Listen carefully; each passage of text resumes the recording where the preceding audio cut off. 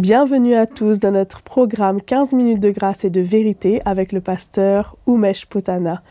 Nous vous accueillons avec une grande joie aujourd'hui encore et nous allons célébrer le nom du Seigneur. Alléluia. Un chant s'élève, les yeux se tournent vers toi. Tourne vers toi.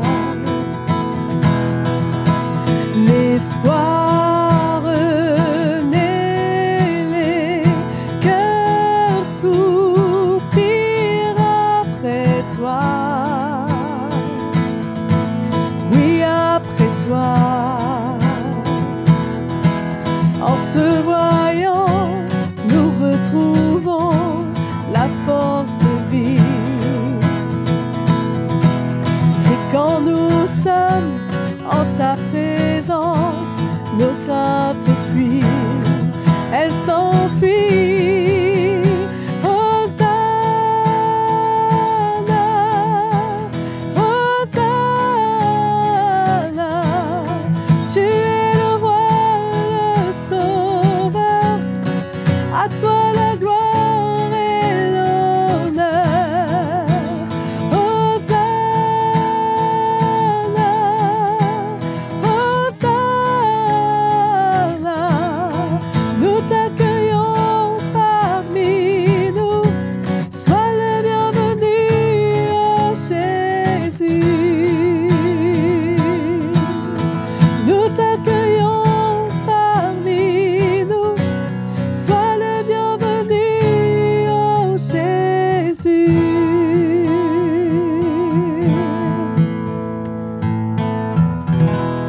Alléluia.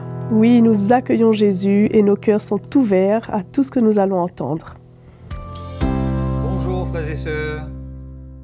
Encore une fois, nous nous retrouvons pour ces quelques minutes autour de la parole de Dieu dans ces 15 minutes de grâce et de vérité. Et encore une fois, sans oublier, nous voulons remercier infiniment notre sœur Maïva d'avoir été des nôtres pour nous assister à adorer et louer Jésus. Amen. Et j'aimerais parler pour cette dernière session sur le brisement qui est nécessaire. Le brisement dans la vie du chrétien. Le brisement, je dirais, indispensable afin de pouvoir goûter une nouvelle maturité, une nouvelle étape, une nouvelle croissance, un nouveau progrès, un autre niveau dans notre marche et dans notre service pour le Seigneur. Et pour cela, j'aimerais lire dans l'évangile de Matthieu, chapitre 26, à partir du verset 69. Cependant, Pierre était assis dehors dans la cour. Une servante s'approcha de lui et dit, « Toi aussi tu étais avec Jésus le Galiléen. »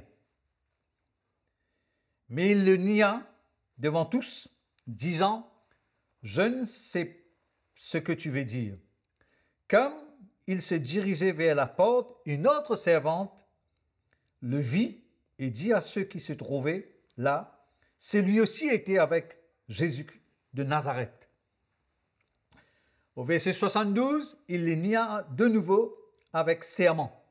« Je ne connais pas cet homme. » Peu après, ceux qui étaient là s'étant approchés, dirent à Pierre, « Certainement, tu es aussi de ces gens-là, car ton langage te fait reconnaître. » Alors il se mit à faire des imprécations et à jurer, « Je ne connais pas cet homme. » Aussitôt, le coq chanta.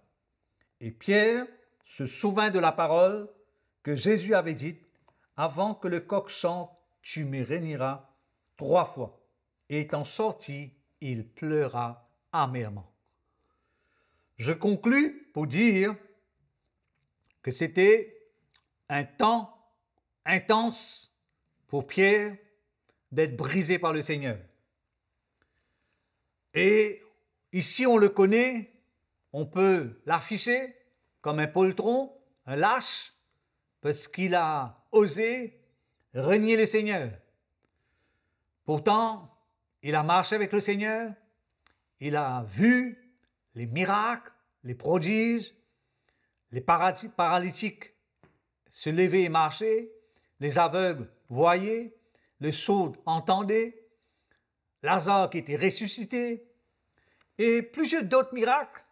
Et au-dessus de tout, les paroles de vie qui coulaient, qui sortaient de la bouche de notre Maître, Jésus-Christ. Et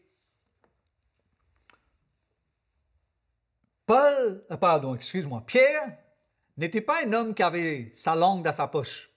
C'était quelqu'un qui était, comment dirais-je, un caractère très fort et rien ne l'intimidait, ne l'arrêtait.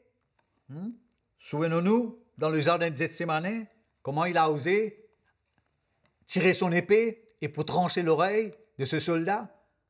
Donc, quelque part, Pierre était un homme déterminé, je dirais. C'était un homme qui aimait le Seigneur. Mais malheureusement,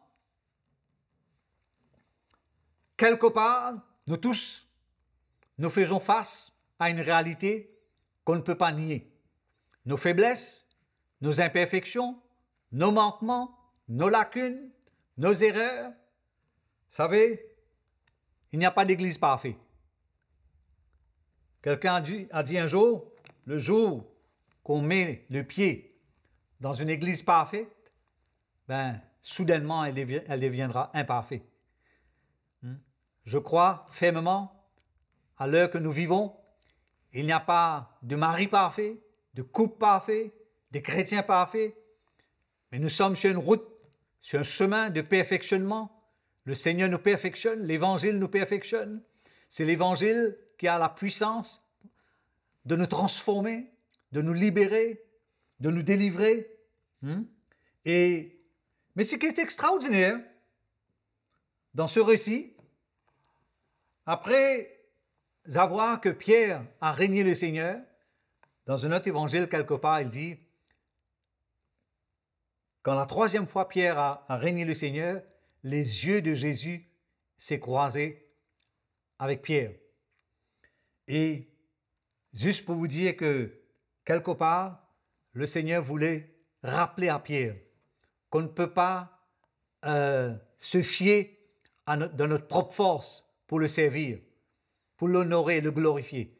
On a désespérément besoin de cette force qui vient d'en haut, de cette grâce qui coule du cœur de Dieu, afin de pouvoir le servir et marcher avec lui dans un style, dans un mode de vie qui l'honore et le glorifie.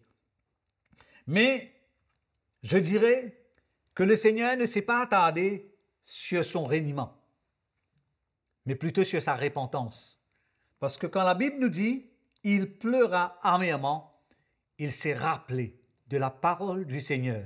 Parce qu'il avait fait cette déclaration, parce que Jésus annonçait sa mort à la croix, et comment il avait déclaré, il avait fait cette déclaration, que tous l'abandonneront.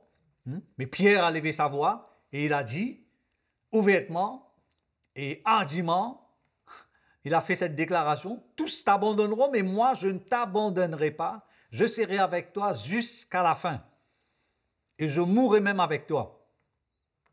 Vous savez, c'est extraordinaire ce que Pierre avait dit.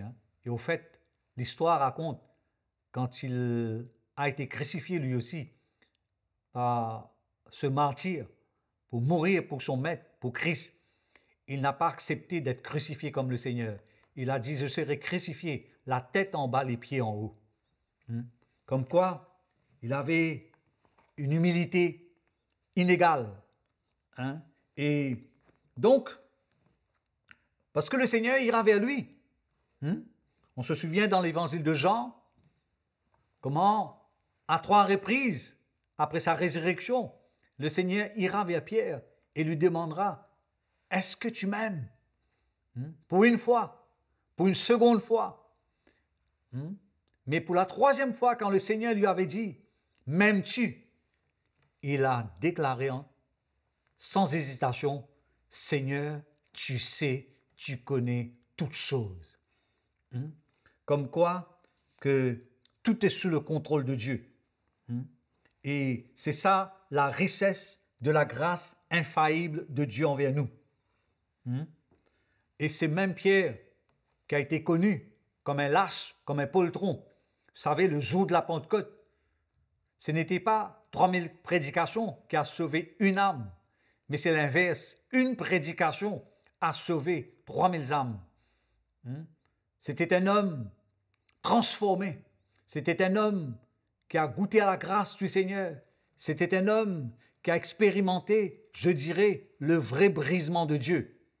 Et comment cela est essentiel et indispensable dans la vie d'un chrétien. Et je me permettrai de vous citer une seconde personne par le nom de David, que nous tous nous connaissons. David aimait le Seigneur dès son jeune âge. C'était un jeune garçon qui a été tiré de la forêt. Il était berger.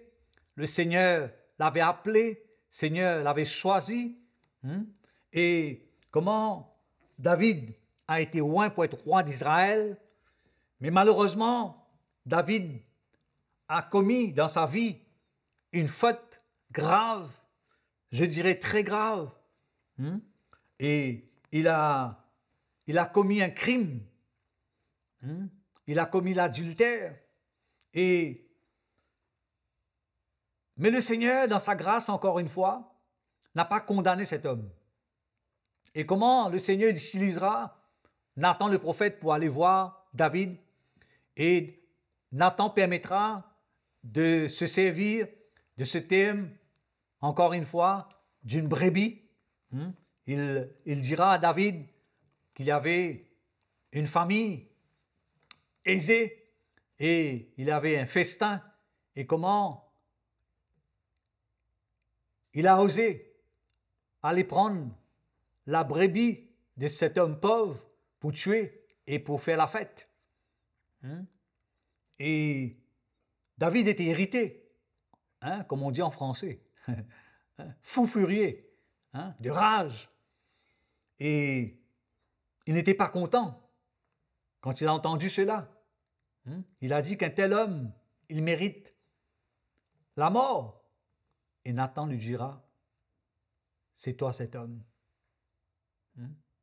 Parce que là, son cœur va se révéler, son action va se révéler, ce qu'il a fait en secret se révélera.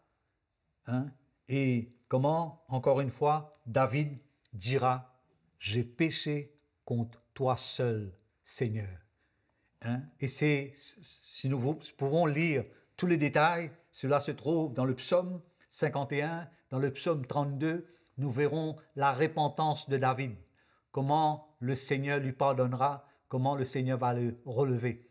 Et c'est cet même homme qui va écrire tous ces psaumes que nous lisons. C'était un homme restauré, c'était un homme rétabli parce qu'il a connu le brisement de Dieu dans sa vie. Donc, je termine pour vous dire comment le brisement est indispensable, essentiel, et Dieu connaît et choisit le moyen pour nous briser.